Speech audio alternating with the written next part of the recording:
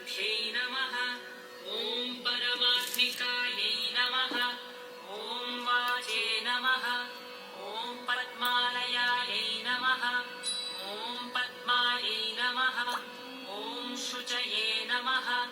ॐ स्वाहायै नमः। ॐ स्वधायै नमः। ॐ सुधायै नमः। ॐ धन्यायै नमः। ॐ हिरण्मय्यै नमः। ॐ लक्ष्म्यै नमः। ॐ नित्यपुष्टायै नमः। ॐ विभावर्यै नमः। ॐ आदित्यै नमः। ॐ दित्यै नमः। ॐ दीप्तायै नमः। ॐ वसुधायै नमः।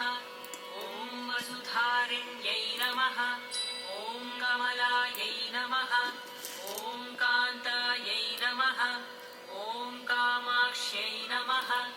ॐ कमलसम्भवायै नमः।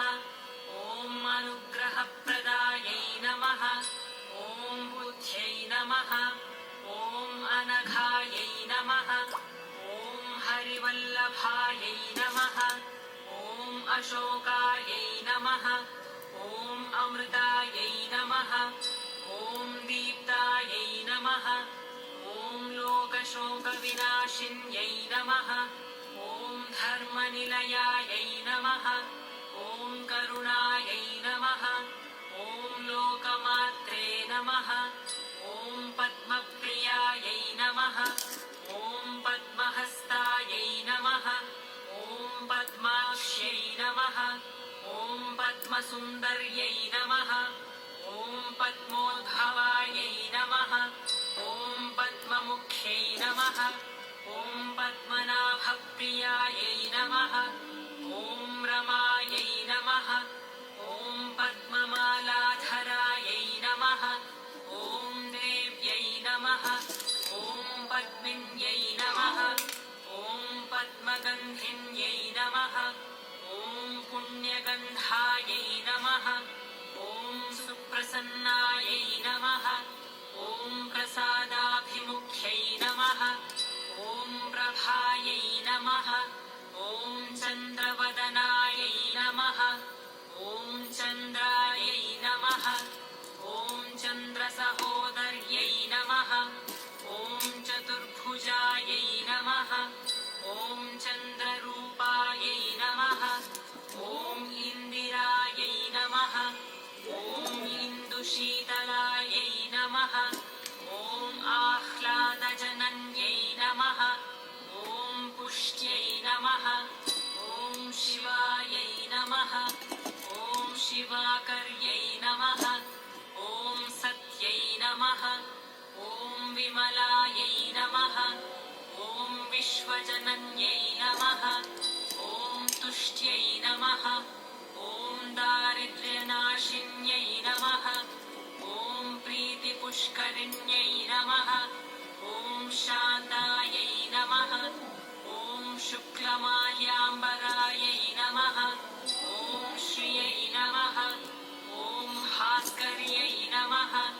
ॐ बिल्वनिलयायै नमः। ॐ वरारोहायै नमः। ॐ यशस्विन्यै नमः। ॐ वसुन्धरायै नमः। ॐ उदाराङ्गायै नमः। ॐ हरिण्यै नमः। ॐ हेममालिन्यै नमः। ॐ धनधान्यकर्यै नमः। ॐ सिद्ध्यै नमः। ॐ स्त्रैण्यसौम्यायै नमः। ॐ शुभप्रदायै नमः। ॐ नृपवेश्वरदानन्दायै नमः। ॐ वरलक्ष्म्यै नमः। ॐ वसुप्रदायै नमः। ॐ शुभायै नमः। ॐ हिरण्यप्राकारायै नमः। ॐ समुद्रतनयायै नमः। ॐ जयायै नमः। ॐ मङ्गलायै नमः। ॐ विष्णुवक्षस्थलस्थितायै नमः। ॐ विष्णुपत्न्यै नमः। ॐ प्रसन्नाक्ष्यै नमः। ॐ नारायणसमाश्रितायै नमः। ॐ दारिद्र्यनाशिन्यै हंसिन्यै नमः ॐ देव्यै नमः ॐ सर्वोपद्रवनिवारिण्यै नमः ॐ नवदुर्गायै नमः ॐ महाकाल्यै नमः ॐ ब्रह्मविष्णुशिवात्मिकायै नमः ॐ त्रिकालज्ञानसम्पन्नायै नमः ॐ भुवनेश्वर्यै नमः। इति श्रीलक्ष्मी अष्टोत्तरशतनामावलिः।